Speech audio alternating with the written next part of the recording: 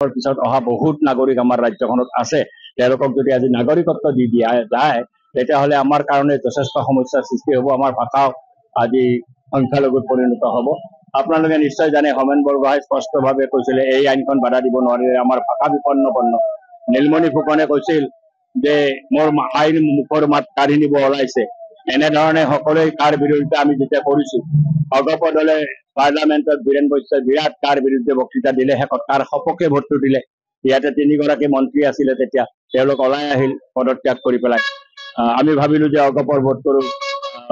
এটা শুভ বুদ্ধি হৈছে তেওঁলোকে ওলাই আহিছে কাৰ বিৰুদ্ধে আমি ভালেই পালো কিন্তু কেইদিনমান পিছত দেখা পালো যে অগপ গৈ আকৌ পুনৰ মন্ত্ৰী হ'ল এতিয়া কাজ এতিয়া বলবৎ হৈছে যোৱা পৰহিৰ পৰা এতিয়া সেই কাৰ সপক্ষে এতিয়া অগপ আছে সুধিলে তেওঁলোকে কয় আমাৰ পূৰ্বস্থিতি কি এটা নিশ্চিতভাৱে অগপৰ লগত বিজেপি আছে আমাৰতো প্ৰতিদ্বন্দ্বী অগপই হ'ব এতিয়া বিজেপি আৰু অগপতো একে হৈ আছে তো এতিয়াতো কোনো পাৰ্থক্য নাই সেইকাৰণে অগপৰ প্ৰাৰ্থী দিছে যদি আমি অগপক পৰাজিত কৰাটোৱে আমাৰ এই লোকসভা নিৰ্বাচনৰ মূল কাৰ্যসূচী আমি সেইটো লৈ পেলাই আমি অগপৰ বিৰুদ্ধে যুঁজত নামি তাৰ পিছতো তেওঁলোকৰ বিজেপি আছে আজি পেঞ্চন নীতি সম্পৰ্কত পুৰণা পেঞ্চন নীতিৰ কাৰণে আমি এছেম্বলিত হাল্লা কৰিছো অখিল আৰু ময়ে হাল্লা কৰিছো মুখ্যমন্ত্ৰীৰ লগত তেতিয়া অগপ মনে মনে আছে আমি প্ৰশ্ন কৰিছো যে আজি নতুন পেঞ্চন নীতি বাতিল কৰাৰ ক্ষেত্ৰত অগপৰ মতামত তেওঁলোকে মতামত দি দিয়ে আমি কৈছো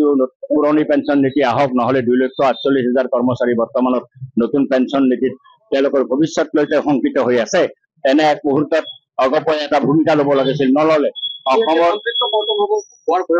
এইটো নিশ্চিতভাৱে মন্ত্ৰিত্ব পাই আছে কাৰণে বিজেপিৰ লগত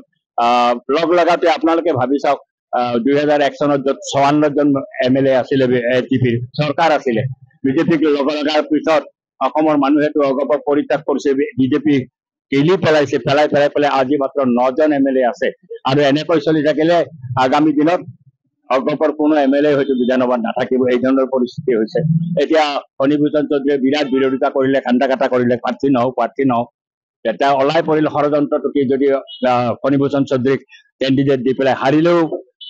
লাভ জিকিলেতো আৰু সমষ্টিটো মুকলি হৈ গ'ল বিজেপিৰ কাৰণে এটা সমষ্টি লোৱাৰ আছামত লাগে তেওঁলোকক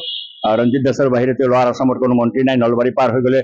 কোনো বিধায়কে নাই সমগ্ৰ নামনি অসমত নাই আৰু নামনি অসমৰ অগপৰ